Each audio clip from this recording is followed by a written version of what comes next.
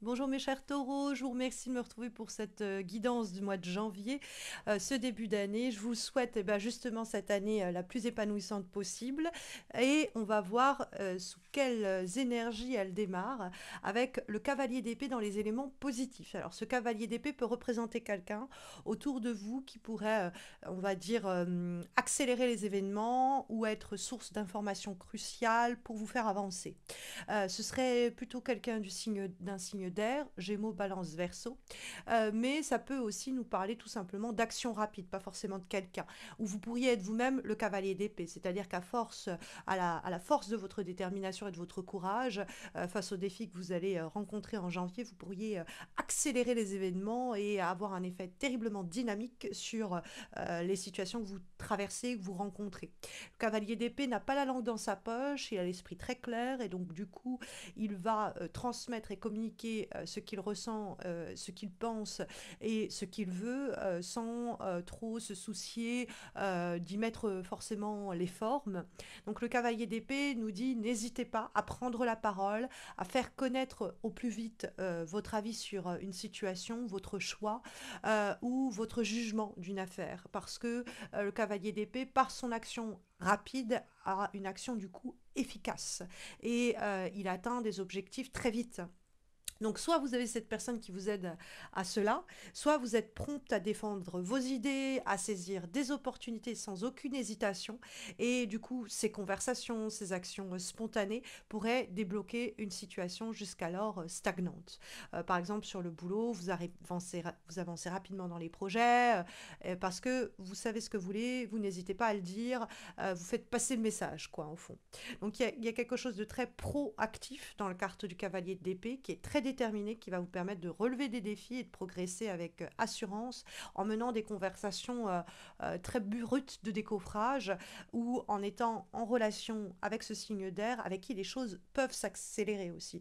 Ça peut être un message que vous recevez, une information qui vous parvient et qui permet aussi un éventuel déblocage, hein, parce que le cavalier d'épée va vraiment être un grand accélérateur pour ce début d'année.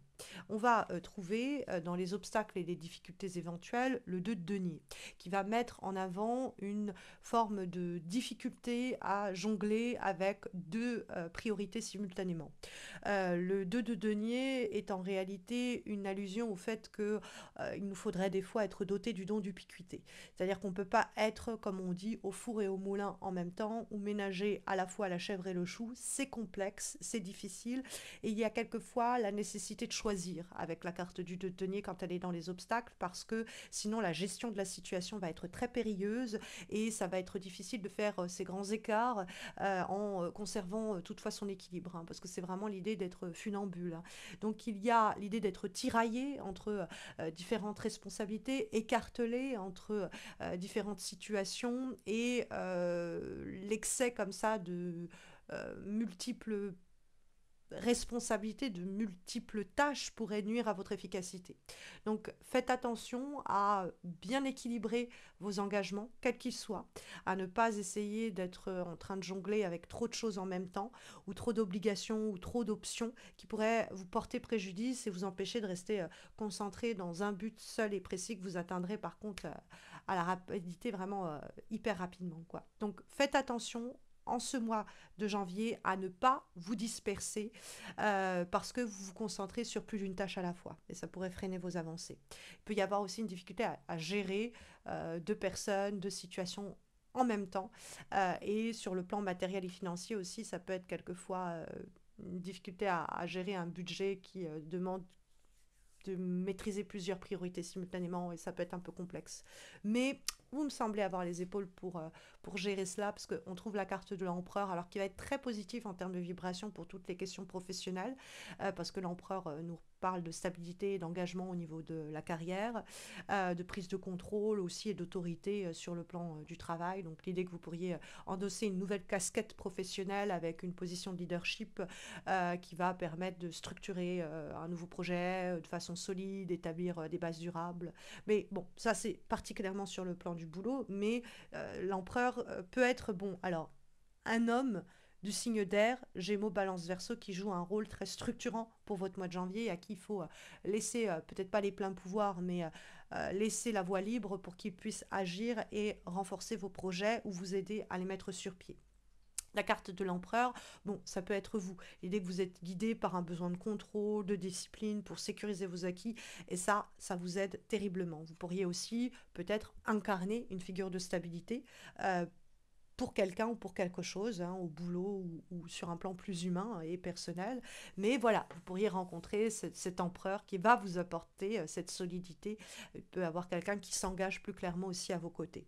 Sur le plan professionnel, vraiment, c'est une belle carte qui nous parle de quelque chose qui va sécuriser votre situation financière, une opportunité qui pourrait consolider votre statut. C'est l'idée qu'on passe par exemple à un CDI si on était jusqu'à là en période d'essai, où on arrive à trouver quelque chose de stabilisant et de sécurisant après une période où on n'arrêtait pas de bouger de projet en projet. Et là, il y a quelque chose que l'on structure, il y a vraiment un désir profond de bâtir et de sécuriser, et sur des bases solides, sur des bases durables, de s'engager, et c'est porteur, c'est fructueux, que ce soit vous qui en êtes responsable ou quelqu'un qui permet cela, quoi quelle que soit la configuration des choses, le but et le résultat étant le même, consolider, sécuriser, stabiliser, renforcer le contrôle, renforcer la stabilité des choses, et ça a un effet vertueux. Alors, d'autant plus que l'on trouve le 9 de denier en guise d'issue, qui est une très belle carte, hein, qui promet une récolte des fruits de vos efforts et une satisfaction personnelle parce qu'on atteint une certaine forme d'indépendance. Donc pour les personnes qui se demandent si c'est le moment en janvier de lancer leur entreprise ou leur structure, allez-y, hein, foncez, n'attendez plus. Il y a cette idée que vous allez pouvoir financièrement, matériellement, profiter de ce que vous allez mettre en place dès ce mois de janvier et assez rapidement en plus. Alors, le 9 de denier, j'aime bien toujours dire, c'est en anglais being self-sufficient, réussir à répondre à ses propres besoins soi-même, sans que cela ne soit dans l'idée de j'ai besoin de personne ou de quoi que ce soit. Le 9 de denier, c'est j'arrive tout simplement à répondre moi-même aux besoins de cette situation, et je peux m'en féliciter. Je gagne aussi avec le 9 de denier en autonomie et en indépendance. Puis après, il peut y avoir aussi, je gagne de l'argent avec le 9 de denier, parce qu'il y a vraiment une sorte de reconnaissance, une profonde gratitude pour ce que l'on a accompli. On est très satisfait, voire satisfaite de l'équilibre retrouvé dans notre relation ou de notre propre autonomie dans une situation donnée. Sur le plan du travail, par exemple, c'est vraiment une réussite importante, une reconnaissance peut-être aussi pour votre travail qui vous apporte une grande satisfaction. Donc on voit en janvier que, mes chers taureaux, vous terminez ici le mois avec un sentiment d'accomplissement et de sécurité personnelle, comme d'ailleurs matérielle, hein. Il peut y avoir des enjeux financiers entre l'empereur, le 2 de denier, le 9 de denier qui ressort ici. Mais ça peut être aussi une situation qui s'enrichit, hein, même sur un plan relationnel. Alors, comme avant-dernière guidance, nous avons une lame issue de l'oracle de la bonne aventure, et nous avons la carte du passé. La carte du passé indique qu'un élément va jouer un rôle clé en ce mois de janvier. Associé à l'empereur ou au 9 de denier, ça peut être une ancienne décision ou un ancien projet qui va porter enfin ses fruits en janvier. Ou alors ça peut être une personne du passé qui revient pour stabiliser votre présent. Donc ça peut être un souvenir, une personne, un événement qui vous apporte une perspective ou une solution importante. Quand on le voit avec le 2 de denier pas loin, ça pourrait raviver un dilemme ou une hésitation entre deux options à laquelle vous pourriez enfin que vous pourriez enfin résoudre, quoi. Et avec le 9 de denier, il y a peut-être une leçon du passé qui pourrait solidifier votre sentiment de réussite. Donc, comme la carte apparaît ici pour nous dire que ça va jouer un rôle central, que ce passé, c'est dans le but de vous offrir des opportunités, pardon, de résolution ou de croissance. Donc, il peut y avoir quelqu'un du passé qui revient. Il faut bien voir si la personne a changé. Il peut y avoir un projet qui revient d'actualité. Il faut voir si c'est toujours porteur. C'est en tout cas le message fort de cette carte. Alors, on va avoir comme dernière guidance une lame issue de l'oracle des synchronicités et qui est associée à l'intitulé En avance et qui vous dit, est-ce que vous êtes bien prêt ou prête? Est-ce que votre projet, parce que votre projet a peut-être décidé de se manifester plutôt que prévu. Donc, ne tombez pas ou ne retombez pas dans la peur d'échouer. Vos guides viennent vous pousser à y aller, et ça ne se refuse pas. C'est si bon de se laisser porter par l'imprévu, par les surprises de la vie, donc vous le méritez, accueillez tout ça, les bras grands ouverts. Donc vous pourriez avoir quelque chose qui tombe plutôt que prévu, et en fait faut considérer ça comme une aubaine, même si vous n'êtes pas complètement prêt ou prête à accueillir cela, hein, il y a cette idée que ça vous aiderait. Donc ce mois de janvier 2025, c'est un mois d'action déterminée avec le cavalier d'épée, de construction solide avec la carte de l'empereur.